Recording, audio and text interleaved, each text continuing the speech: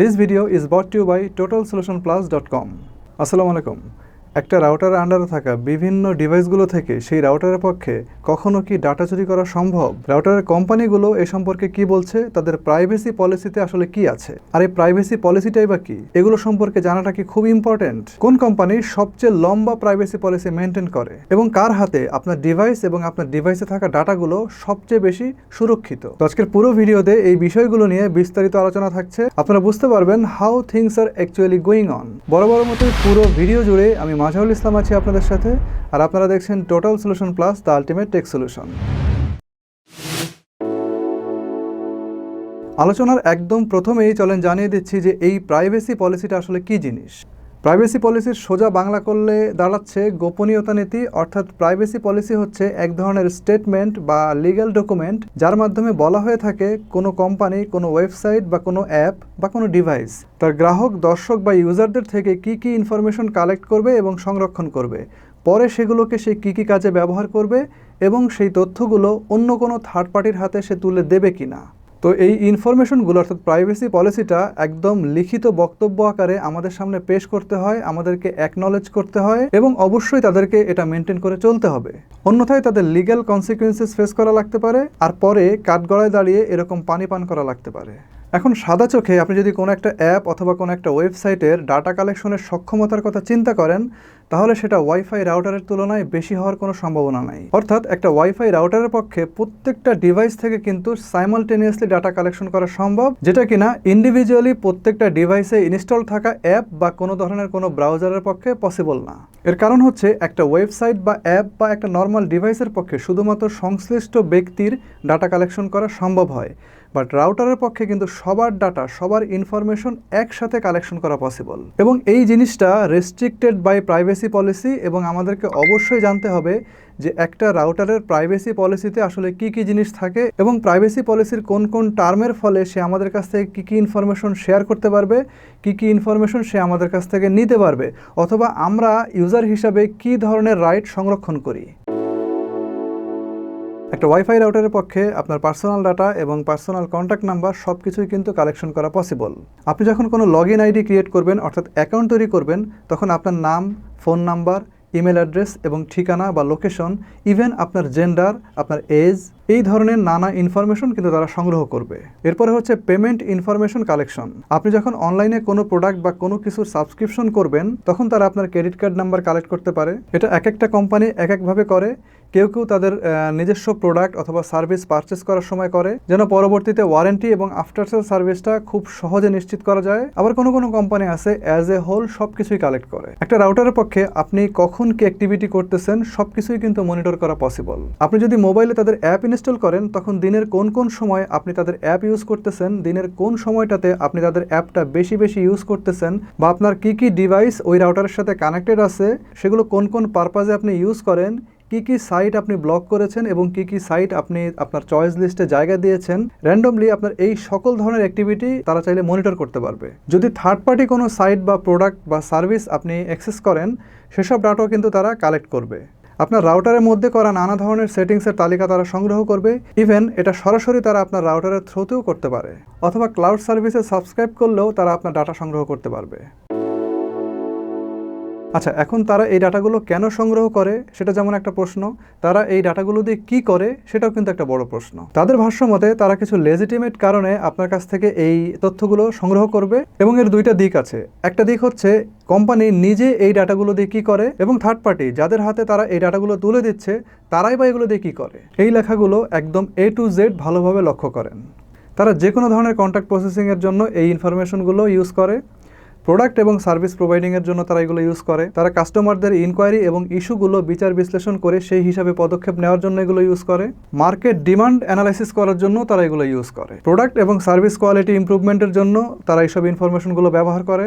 একটা ওয়াইফাই রাউটারের মধ্যে ইউজাররা কী ধরনের সেটিংসগুলো সবচেয়ে বেশি ইউজ করতেছে সেগুলো তারা অ্যানালাইসিস করে, এবং সেই হিসাব মতে সেগুলো তারা আরও বেশি করে ইমপ্রুভ করার চেষ্টা করে। তাদের প্রোভাইডেড সার্ভিসগুলো আপনারা কিভাবে ইউজ করতেছেন সেগুলো তারা অ্যানালাইসিস করে। তারা যে কোনো ধরনের ইলিগাল অ্যাক্টিভিটি, যে কোনো ধরনের ফ্রডুলেন্ট অ্যাক্টিভিটি পর্যবেক্ষণ এবং প্রিভেনশনের জন্য এই ডাটাগুলো ইউজ করে। মার্কেটিং পারপাসেও তারা আপনাদের এই ডাটাগুলোকে ইউজ করবে।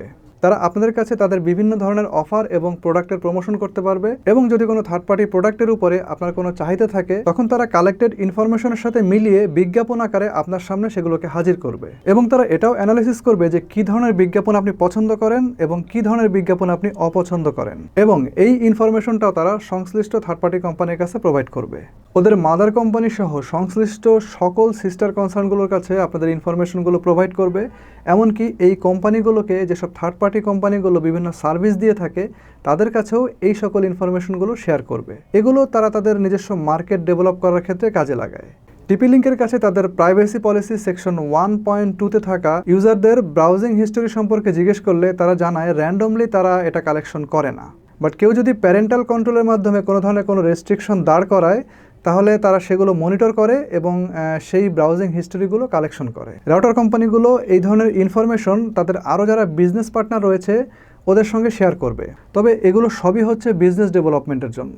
এমনকি কোম্পানির নতুন কোনো সাকসেসর, অর্থাৎ তারা যদি কোনো কোম্পানিকে নিজেদের কোম্পানিকে হ্যান্ড ওভার করে দেয় অথবা সেল করে দেয়, অর্থাৎ পুরো কোম্পানি অথবা কোম্পানির কোনো একটা অংশ যদি সেল করার প্রয়োজন হয় তাহলে সেলারের কাছে সংশ্লিষ্ট কাস্টমারদের ইনফরমেশনও কিন্তু সেল হয়ে যাবে, এবং সিকিউরিটি পারপাজেও চাইলে তারা এইসব ইনফরমেশনগুলো সংশ্লিষ্ট কর্তৃপক্ষের কাছে হ্যান্ড ওভার করার জন্য কালেকশন করতে পারে। তো এখন বোঝার ব্যাপারটা হচ্ছে, is it really important to think about privacy policy? এই বিষয়গুলো নিয়ে আদৌ কি আমাদের ভয় পাওয়ার বা চিন্তা করার কোনো কারণ আছে?